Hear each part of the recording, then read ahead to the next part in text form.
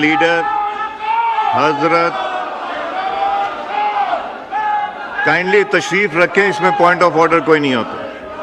اسلامی جمہوریہ ایران کے سپریم لیڈر حضرت آیت اللہ خامنائی جو کل اسرائیلی حملے میں شہید ہو گئے، اور برادر اسلامی ممالک سے دیگر شہداء جن کی حالیہ حملوں میں شہادتیں ہوئیں، اسی طرح ہمارے ملک میں فتنہ والخوارج کی دہشت گردی کے خلاف جنگ میں جام شہادت نوش کرنے والے ہمارے مسلح افواج کے شہداء کے لیے فاتحہ خوانی کے لیے میں میاں نعمان صاحب آپ کو گزارش کروں گا۔ حافظ نعمان صاحب۔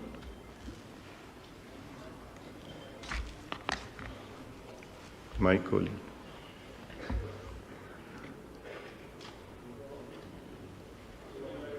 والصلاة والسلام على سید الانبیاء والمرسلین اللہم اغفر لحینا ومیتنا وشاہدنا وغائبنا وصغیرنا وکبیرنا وذکرنا وانسانا اللہم من احییتہ منا فاحیہ علی الاسلام ومن توفیتہ منا فتوفہ علی الایمان اللہم اغفر لهم وارحمهم ولا تعذبهم واسکنهم فی الجنہ اللہم اجعل قبورهم روضة من ریاض الجنہ اللہم اجعل قبورهم روضة من ریاض الجنہ اللہم اغفر للمؤمنین والمؤمنات والمسلمین والمسلمات الاحیاء منهم والاموات انک سمیع قریب مجیب الدعوات وصلی اللہ تعالی علی خیر خلقہ محمد وعلی آلہ واصحابہ اجمعین برحمتک یا ارحم الراحمین۔ I invite Honorable President of the Islamic Republic of Pakistan, Mr. Asif Ali Zardari, to address under Clause 3 of the Article 56 of the Constitution of the Islamic Republic of Pakistan to both houses assembled together.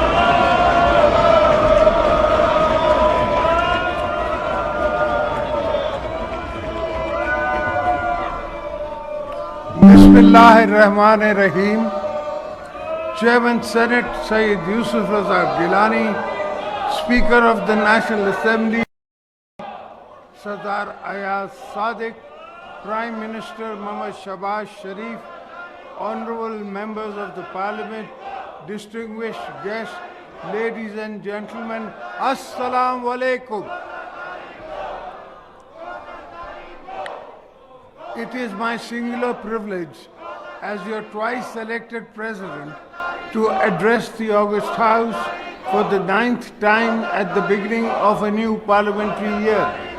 Each such address is a reminder of continuity of our democratic system and of the responsibility we carry as representatives of people of Pakistan.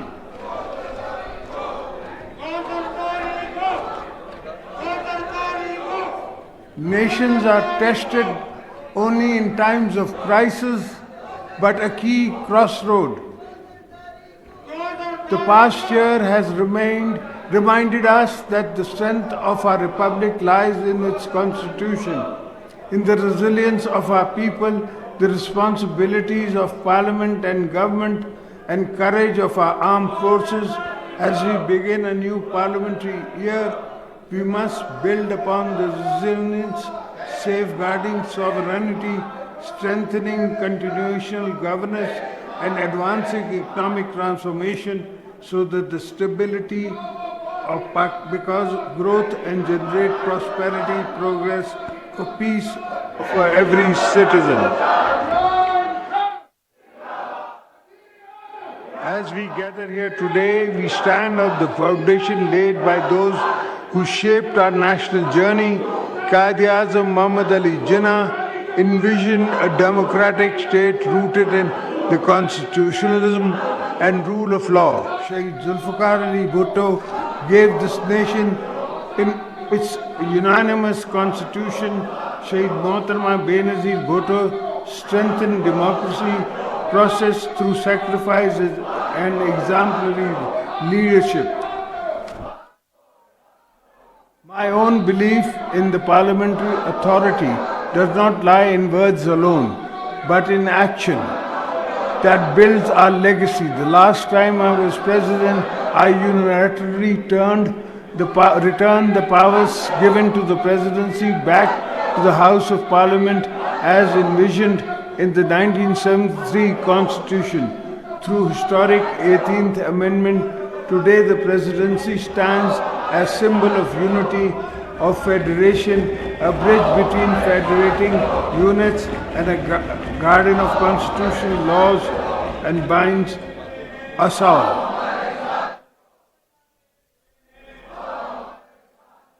Honorable members, the past 10 months tested our nation in profound and complex ways. When our sovereignty was challenged on either front, Pakistan responded with strategic restraint and firm resolve. When confronted with unprovoked attacks on both our borders, one after the other, our armed forces acted with outstanding professionalism and discipline. In the case of Markai Haq, they turned India's attack on our motherland into a landmark strategic victory. On the western border, when the Taliban regime ramped up a long line of attacks, the night of 26th February, our security forces acted decisively to signal zero tolerance for any incursions or sovereign territory. The political leadership stood united. The people stood resolute. At the outset, I want to express my nation's undying gratitude to the heroic defenders of our borders. It is because of the vigilance, bravery, and service that we are sitting here secure in our workplace and homes.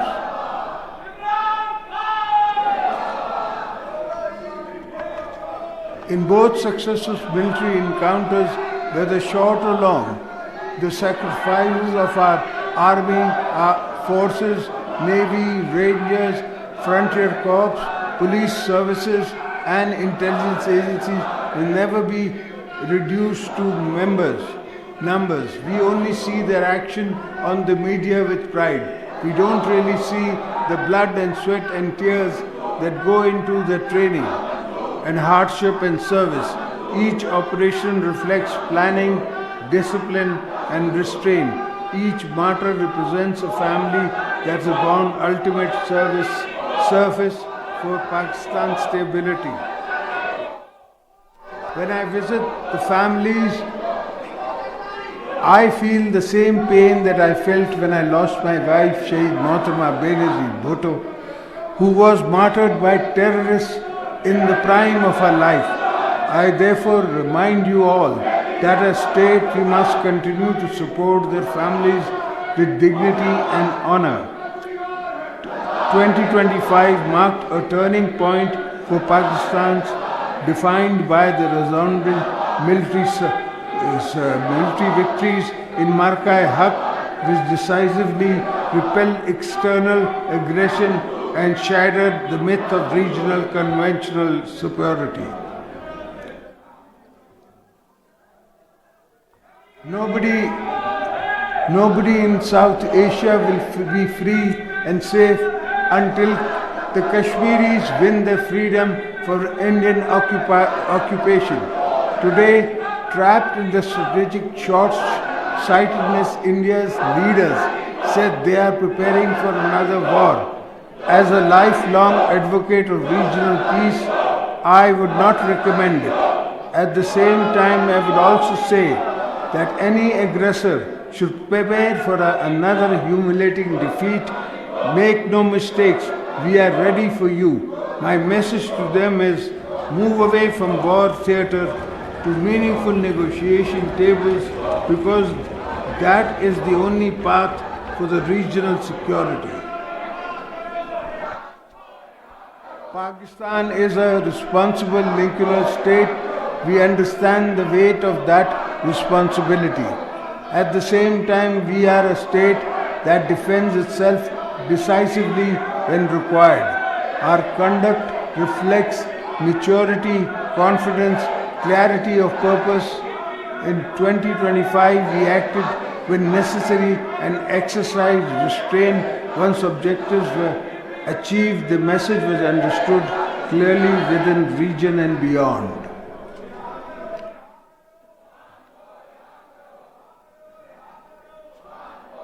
In 2026, last week, in fact, when India began to amplify the proxy operations via Afghanistan, the Taliban regime saw with shock and awe what Pakistan can do if pushed past the red line. Until that week, we had tried every possible form of diplomacy to prevent an outbreak of military response to terrorist incursions from Afghanistan, for as war, as always, the last option to state accepts a strike attack on its soil.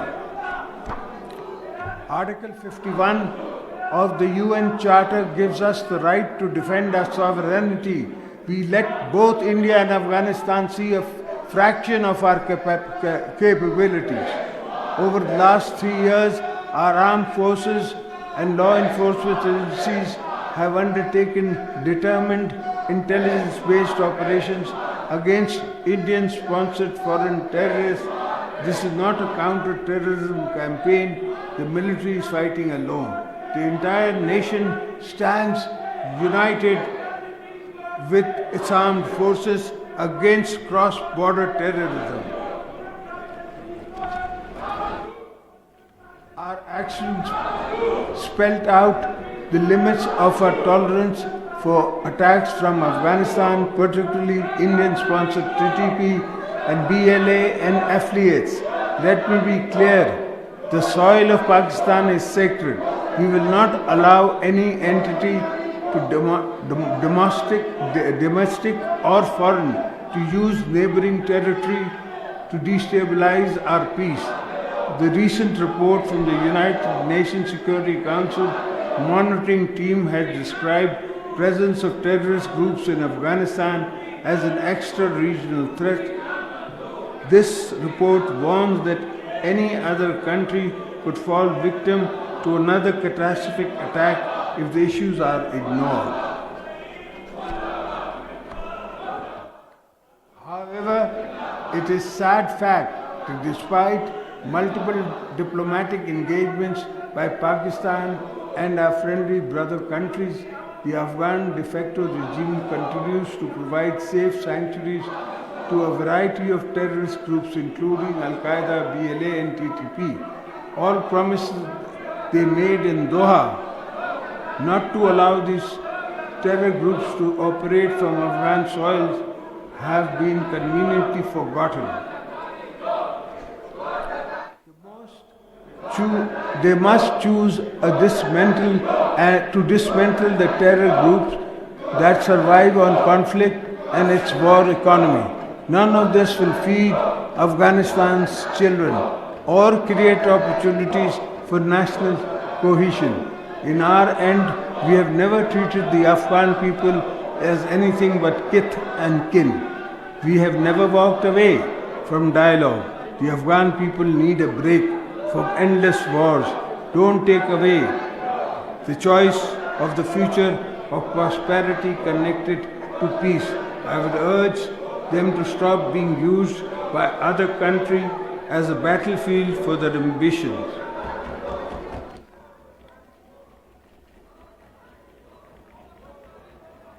Ladies and gentlemen, Pakistan remains deeply concerned at the recent grave developments and has always sought to prevent unilateral attacks on any country.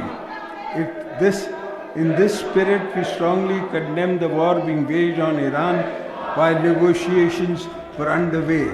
We have reaffirmed our support for sovereignty and territorial integrity of our brotherly nation. I join all Pakistanis to condoling the martyrdom of Iran's supreme leader, Ayatollah Ali Khamenei. May Allah grant him highest place in Jannah.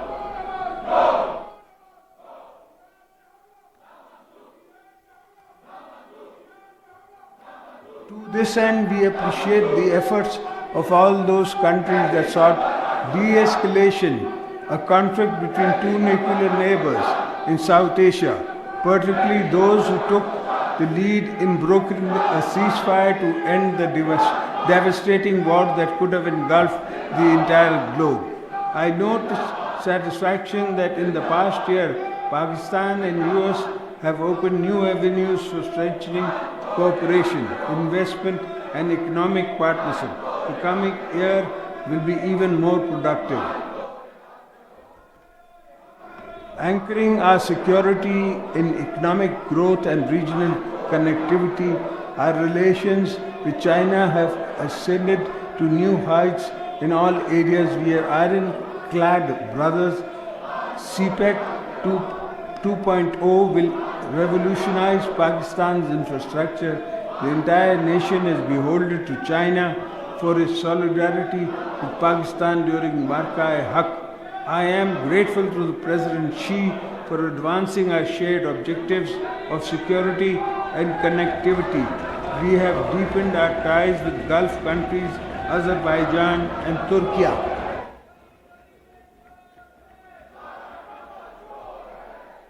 The Pakistan-Saudi Strategic Mutual Defense Agreement is a new milestone in the region.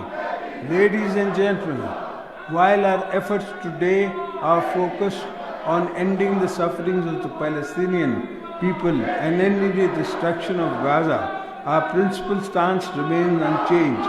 We will continue to support the creation of independent and undivided state of Palestine with borders as before 1967 and Al-Quds al-Sharif as their capital.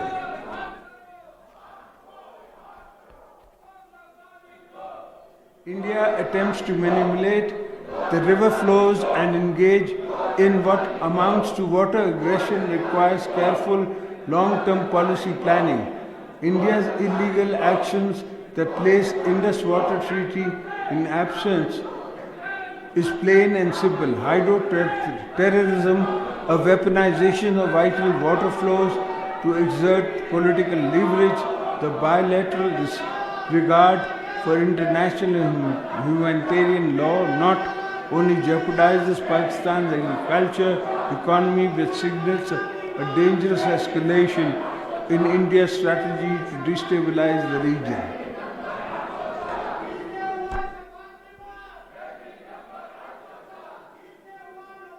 Rivers symbolize life. International law does not permit the unilateral blockage of water. This is not merely a bilateral issue. The stability of the region also depends on a web of trans-boundary water sharing practice. If one treaty is flouted, many others across the board may also suffer the same fate. We will defend our waters rights with unity, resolve, and strength and legal clarity.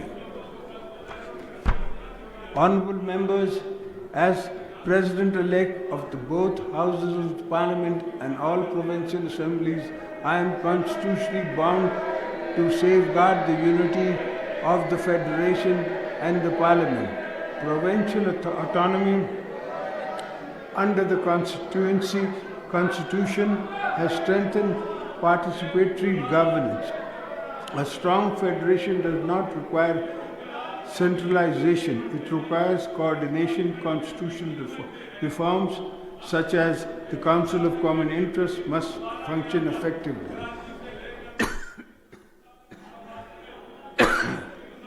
Issues relating to our natural resources, facial distribution, energy coordination, and water management must be resolved through consultative. A functioning and harmonious federation also requires an efficient, equitable distribution of resources. I look forward to a just and equitable National Finance Commission award in the coming year. Balochistan has historically deprivation. It deserves special attention. While we continue to dismantle insurgencies fueled by foreign proxies, we are equally focused on addressing genuine social and economic grievances of Balochistan people.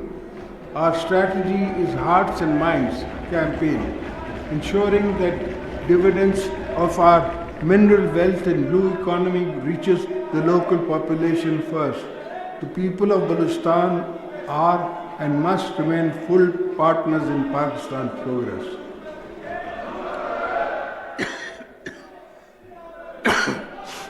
Honorable members, economy stability is inseparable from national security.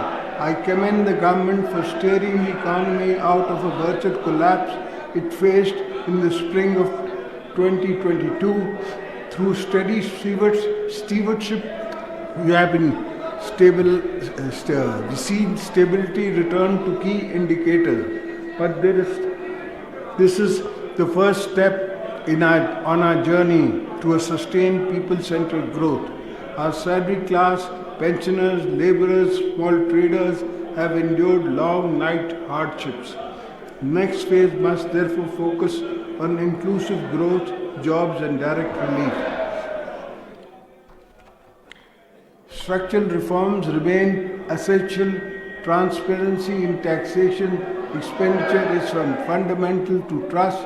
The tax base must be widened. Technology innovation are reshaping the global economy. Pakistan resist policy framework for emerging sectors, digital assets. Sustainable platforms have been created to support responsible expansion in these areas. We cannot afford technological isolation. Perhaps no single bottleneck constraints or economic potential may then energize the cost. At a time when the world is moving towards clean energy, Pakistan cannot afford to lag behind. Energy reform is not a sectoral issue. It is a precondition for industrial revival. Agriculture anchors food security and rural livelihood. Climate resilience, agriculture, water management, and coordinated policies are strategic imperative. Climate justice remains a principle we will continue to advocate internationally, but it must be visible at home too. Poverty cannot define the experience of our population. While we plan on going forward, our special protection framework, BISP, should grow to empower those of the bottom of the social pyramid. We must continue to dismantle barriers of women progress, ensuring the daughters of Pakistan have the safety, digital access and financial independence to lead our nation into the future. Honorable members, security, economy, constitutional governance and are interconnected pillars. Weakness is one undermines the other. Strength in one reinforces all. Pakistan has emerged from a period of acute pressure with restored credibility and renewed confidence. The responsibility now lies with us, legislators and policy extractions, to ensure the gains and consolidation as we begin this new parliamentary year. Our priorities must remain clear. Protect sovereignty, eliminate terrorism, build on economic stability towards growth and job creation, strengthen federal harmony and deepen democratic governance. Let us preserve the unity displayed in the moment of trial. Let us institutionalize reforms. Let us ensure microeconomic gains translate into household relief. Let us safeguard our borders while creating opportunities within. May Allah Almighty guide us in fulfilling the trust placed on us. Pakistan Zindabad, Parliament Paindabad.